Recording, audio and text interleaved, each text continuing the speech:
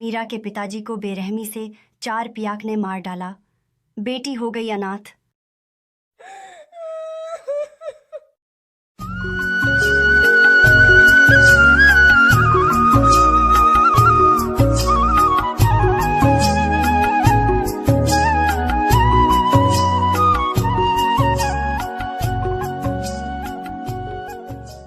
ये कहानी है एक चंदनपुर गांव की, जहां एक 65 वर्षीय का एक बूढ़ा व्यक्ति रहते थे। उनका घर गांव के एक कोने में एक छोटी सी झोपड़ी थी, जहां 65 वर्षीय रामलाल अपनी बेटी मीरा के साथ रहते थे।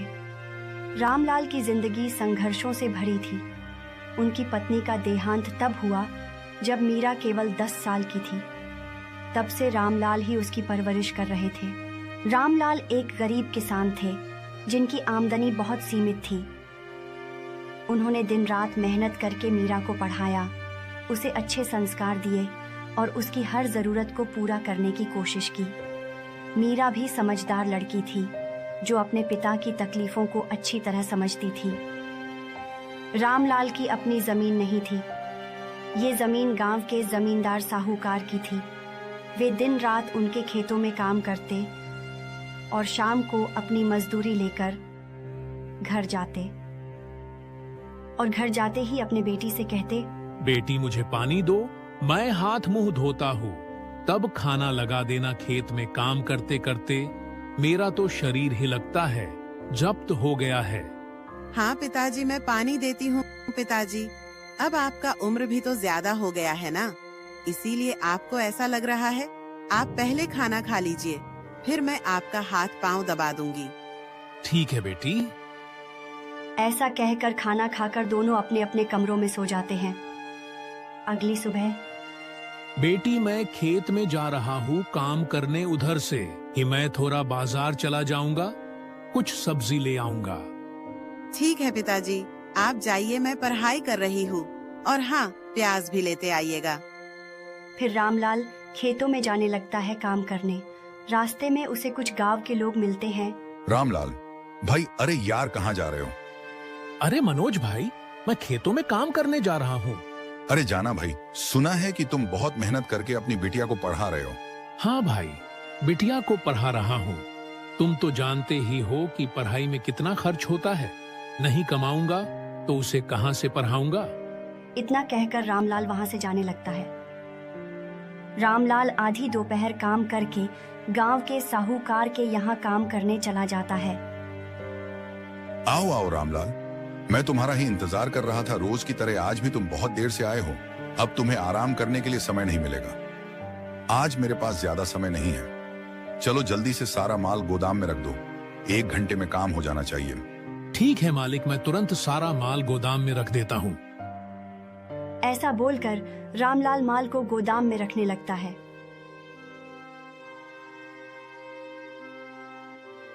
ऐसे ही 3 बोरी रखता ही है, तभी उसका पीठ दर्द करने लगता है और कहता है, हे भगवान, मेरी तो पीठ ऐसे दर्द कर रहा है जैसे कि टूट ही गई। मालिक को बोलूंगा तो मुझे ही डांटेंगे। मालिक से बोल भी नहीं सकता। हे भगवान, ये तू मेरी कैसी परीक्षा ले रहा है। इतने में ही वहां पर मालिक आ जाता है। क्या हुआ रामलाल, फिर तुम यहाँ दिन काटने लगे? माल गोदाम में रखा या नहीं? मालिक, अब बूढ़ा हो गया हूँ, इसीलिए मेरा पीठ दर्द करने लग रहा है। मालिक, मुझे थोड़ा आराम चाहिए। खाली इसको आराम आराम। अरे अब बूढ़े हो गए हो तो घर बैठो, काम पर आने की जरूरत नहीं है। मैं किसी और को रख लूंगा। नहीं नहीं मालिक, ऐसा मत करो मालिक। अगर आप दूसरा नौकर रख लेंगे तो मेरा घर कैसे चलेगा मालिक? कुछ तो गरीब पर रहम करो। ठीक है, लेकिन अगर जल्दी सारा माल गोदाम में नहीं रखा तो मैं सच में दूसरा नौकर रख लूंगा। नहीं नहीं मालिक, मैं जल्दी से सारा माल गोदाम में रख देता हूँ। साला नालायक नौकर। फिर रामलाल बिना आराम किए सारा माल गोदाम में रख दिया। रखने के बाद अपना मजदूरी लेकर घर की ओर चल पड़ा। रामलाल जैसे ही घर पहुंचता है, तभी उसकी बेटी मीरा बोलती है, आप आ गए पिताजी, आइए बैठिए। क्या हुआ पिताजी, आप बहुत उदास हैं।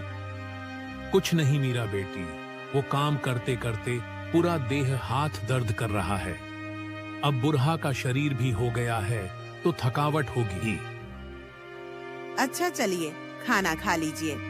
दोनों बैठकर खाना खाने लगते हैं। खाना खाने के बाद दोनों बैठकर बातें करने लगते हैं। पिताजी, मेरा 18 फरवरी से 12वीं का परीक्षा है, इसलिए मैं पढ़ने जा रही हूँ। आप जाकर सो जाइए। इतनी रात को कौन पढ़ाता है? चलो जाओ, मीरा जाकर सो जाओ।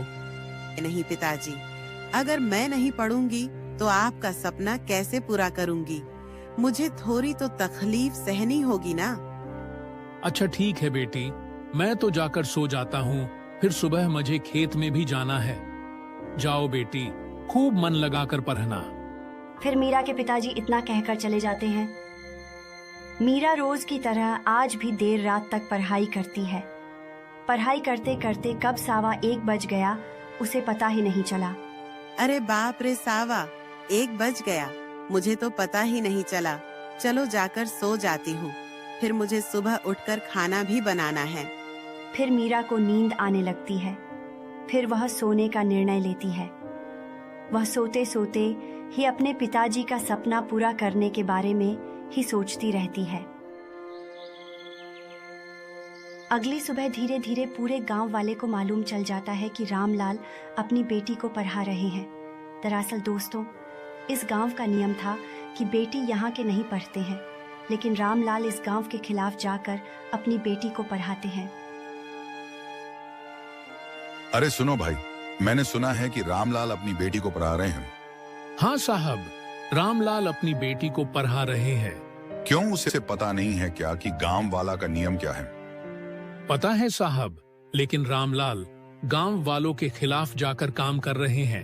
अच्छा ठीक है, मैं उसकी खबर लेता हूँ। इतना कहकर जमींदार साहब रामलाल के घर पहुंच जाते हैं और कहते हैं, अरे ओ रामलाल, घर पर हो ना, जल्दी बाहर निकलो। रामलाल।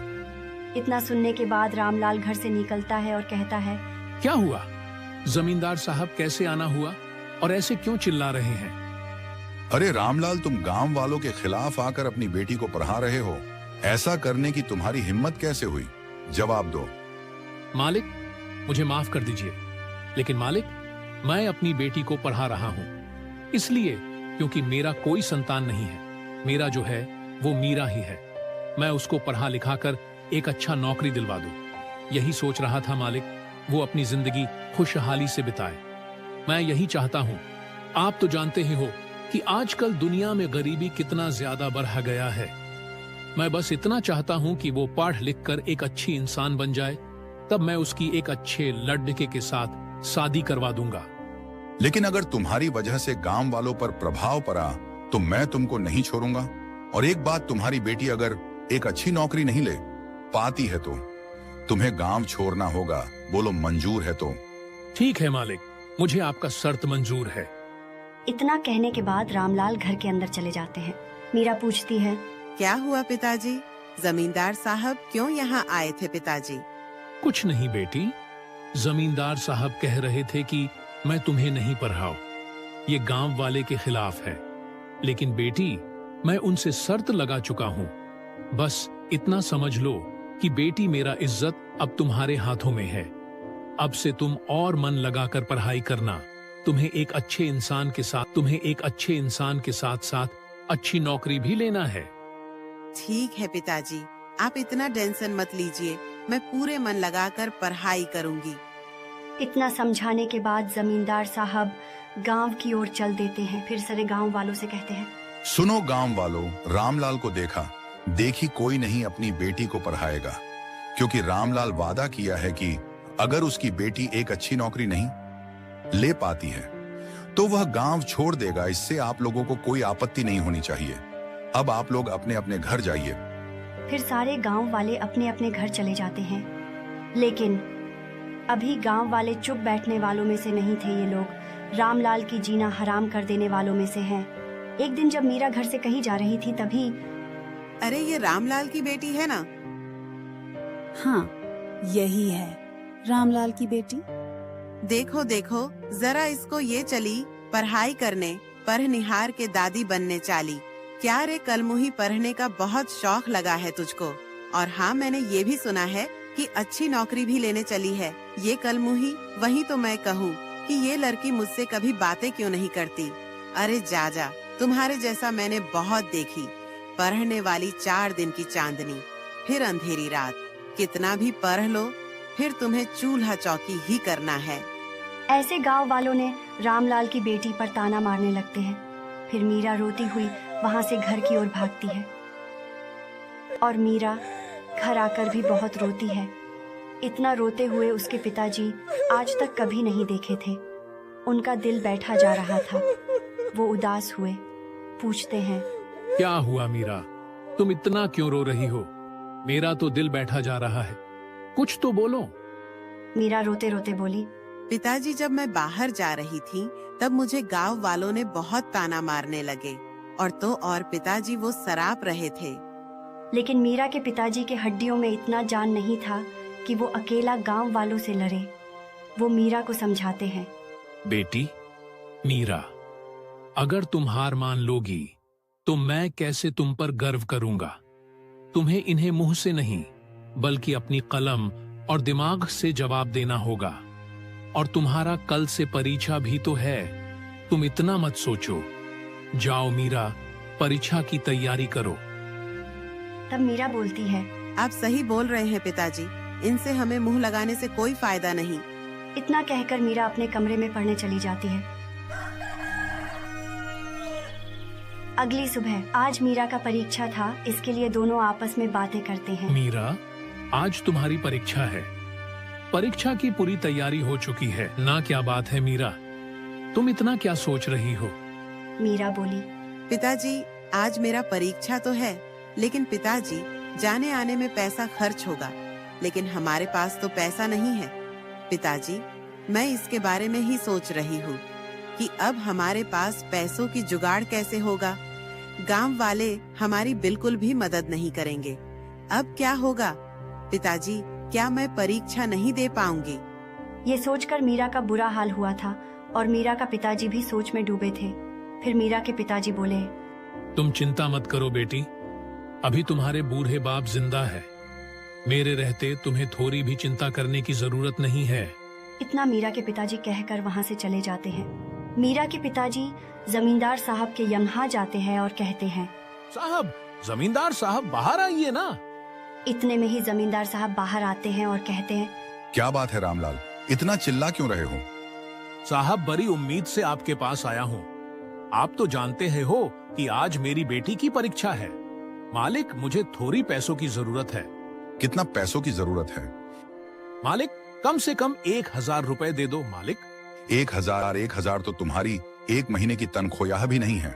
और हाँ, मैं तुम्हें पैसे क्यों दूं? नहीं मालिक, आप ऐसा मत करो।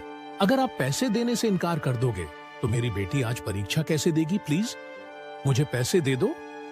चलो चलो, हवा आने दो, तुम्हें 1 रुपए भी मैं नहीं दूंगा। चलो जाओ यहाँ से। लेकिन रामलाल के इतना गिड़गिड़ाने के बावजूद भी जमींदार पैसे देने से साफ इनकार कर देता है। रामलाल मायूस होकर घर आ जाता है। घर आते ही मीरा पूछती है, क्या हुआ पिताजी? पैसों का कुछ जुगाड़ हुआ? नहीं बेटी, जमींदार साहब भी पैसे नहीं दे रहे हैं। क्या जमींदार साहब भी पैसे देने से इनकार कर दिए? अब हमारी मदद कौन करेगा पिताजी? तुम चिंता मत करो बेटी, मैं और कुछ उपाय लगाता हूँ। इतना मीरा के पिताजी कहकर वहाँ से चले जाते हैं। रास्ते में वह एक पेड़ के नीचे बैठते हैं और सोचते हैं कि अब सारे लोग पैसे देने से इनकार कर रहे हैं, यहाँ तक कि जमींदार साहब भी पैसे नहीं दे रहे हैं। अब मैं करूँ तो क्या करूँ? परीक्षा का समय भी होता जा रहा है। अब बस एक ही उपाय है। यहाँ से दूर एक गांव में सरपंच साहब रहते हैं। उनसे अगर पैसे मांगू तो मुझे शायद दे सकते हैं। हाँ, ये सही होगा, चलते हैं उनके पास। इतना कहकर रामलाल दूर के गांव में सरपंच साहब के यहाँ जाने लगते हैं। 2 घंटे चलने के बाद आखिर रामलाल सरपंच साहब के यहाँ पहुँच जाते हैं। सरपंच साहब, सरपंच साहब। रामलाल आवाज लगाता है। इतने में सरपंच साहब बाहर आते हैं और कहते हैं, क्या हुआ? आप कौन हो? आपको इस गांव में पहली बार देख रहा हूँ। साहब, मैं रामलाल हूँ, बगल के गांव से आया हूँ। अच्छा, बगल के गांव से आए हो, बोलो क्या काम है? रामलाल ने अपनी गांव की सारी करतूतें सरपंच साहब को बता दी। सरपंच साहब के आंखों में आंसू आ गए। उन्होंने कहा, ऐसा कौन करता है और वो जमींदार खुद को क्या समझता है? सुनो रामलाल, ये पैसे लो और अपनी बेटी को परीक्षा दिलवाओ। मैं यहाँ के काम निपटाकर 2 दिन में तुम्हारे गांव आते हैं और सबकी खबर लेते हैं। पहले तुम जाओ। रामलाल सरपंच साहब का धन्यवाद करता है और वहां से खुशी खुशी पैसे लेकर घर की ओर चल देता है। रामलाल खुशी खुशी पैसे लेकर घर ही आ रहा था कि इतने में ही रास्ते में उसे 4 पियाग दारू पीकर रास्ता रोक लिया। कौन हो भाई आप लोग, कौन हो? हम लोग कौन है इससे? तुम्हें क्या लेना देना और इस पोटली में क्या है? कहीं पैसा तो नहीं? चलो ये मुझे दे दो और पतली गली से निकल लो। नहीं, मैं इसे नहीं दूंगा, मुझे जाने दो। मेरी बेटी मेरा इंतजार कर रही है। ओए, ये बुद्धा ऐसे नहीं मानेगा। चलो इसकी हड्डी पसली एक कर देते हैं। लेकिन रामलाल की एक नहीं सुनते हैं और उन पर हमला कर देते हैं। बुरहा का शरीर था, इसलिए इतना दर्द वो सहन नहीं कर पाए और इस दुनिया को छोड़कर चल बसे। इधर मीरा सोच में पड़ी थी कि अभी तक पिताजी क्यों नहीं आए हैं, लेकिन इसे क्या पता कि आज उसके पिताजी का आखिरी दिन बचा था। बेचारी आखिरी बार अपने पिताजी को भी नहीं देख पाई। मीरा का दिल बैठा जा रहा था। वो अपने पिताजी की खोज में निकल पड़ती है। वो गांव से बाहर ही जाती है कि उसके पिताजी जमीन पर मरे हुए पड़े थे। वो दौड़ कर अपने पिताजी के पास जाती है और फुट फुट कर रोने लगती है। धीरे धीरे पूरे गांव के लोग इकट्ठा होने लगते हैं। पूरे गांव में शोर हो जाता है कि रामलाल इस दुनिया में नहीं है। इधर मीरा के ऊपर मानो कि जैसा पहाड़ ढह गया हो। आज मीरा का परीक्षा भी था। ऐसी घटना घटने के बाद मीरा का बिल्कुल मन नहीं था एग्जाम देने का, लेकिन मीरा के पिताजी का सपना था कि वह एक अच्छी नौकरी ले। मीरा अपने पिताजी के बारे में ही सोचते सोचते 6 किलोमीटर पैदल ही जाती है। ऐसे ही 6 दिन परीक्षा देती है। मीरा का परीक्षा बहुत अच्छा से हुआ, लेकिन वह खुश नहीं थी। वह अपने पिता के बारे में ही सोचती रहती थी। 2 दिन बाद बगल के गांव से सरपंच साहब आते हैं। वो गली के चौराहे पर पूछते हैं, रामलाल का घर किधर है? पूछकर रामलाल के घर में जाते हैं तो बोलते हैं कि बेटी, क्या ये रामलाल का घर है? हाँ साहब, ये रामलाल का घर है और मैं उनकी बेटी हूँ। आइए ना बैठिए। लेकिन साहब, आप कौन हैं? सरपंच साहब सारी बात मीरा को बता देते हैं और मीरा भी अपने पिताजी के साथ जो हुआ सारी बात बता देती है। सुनो बेटी, अब से तुम अकेली नहीं हो। अब से मैं तुम्हारा पिता हूँ। तुम अपने आप को अकेली मत समझना। मैं तुम्हें नौकरी दिलवाऊंगा और तुम्हारा पिता का सपना भी पूरा हो जाएगा। ऐसे ही 2 महीने बाद मीरा का रिजल्ट आउट होता है और मीरा का 420 नंबर आता है। मीरा बहुत खुश होती है, साथ ही सरपंच साहब भी बहुत खुश होते हैं। ये बात पूरे गांव में फैल जाती है। गांव के सारे लोग का होश उड़ जाता है और मीरा के घर के सामने पूरा भीड़ लग जाता है। वही थोड़ी ही देर में सरपंच साहब का बेटा भी आ जाता है और बोलता है, पापा, मीरा का मैंने इंटरनेट पर रिजल्ट देखा, बहुत ही बढ़िया आया है पापा। इसको मैं अपनी कंपनी में बहुत बढ़िया जॉब मिल जाएगा पापा। अब मीरा को एक नौकरी भी मिल चुका था। गांव वाले को एक सबक मिल गया। रंजीत बेटा, मैं मीरा को अपनी बहू बनाना चाहता हूँ। मीरा, मैं तुम दोनों की शादी करा दूंगा। इतना रंजीत के पिताजी कहते हैं। ये बहुत ही खुशी का माहौल था। मीरा और रंजीत दोनों बहुत खुश थे। मीरा, मुझे माफ कर दो। मैं तुम लोगों के साथ बहुत बुरा किए हैं, मुझे माफ कर दो। और गांव वालों, आप सभी अपनी बेटी को पढ़ा सकते हैं। मुझे सबक मिल चुका है। अब बेटा बेटी में कोई फर्क नहीं रहेगा। अब दोनों बच्चे पढ़ सकते हैं। मीरा, आज इतनी खुशी की बात है। काश अगर तुम्हारे पिताजी आज हमारे बीच होते तो तुम्हें इतना खुश देखकर वो भी बहुत खुश होते। लेकिन रामलाल एक आत्मा के रूप में ऊपर से अपनी बेटी को खुश देखकर वो भी बहुत खुश थे। गांव वाले को सबक मिल चुका था, लेकिन काश रामलाल जीवित होते तो खुशी दुगुनी हो जाती। तो दोस्तों, ये कहानी आपको कैसी लगी? प्लीज राय जरूर दे। Thanks my all YouTube family.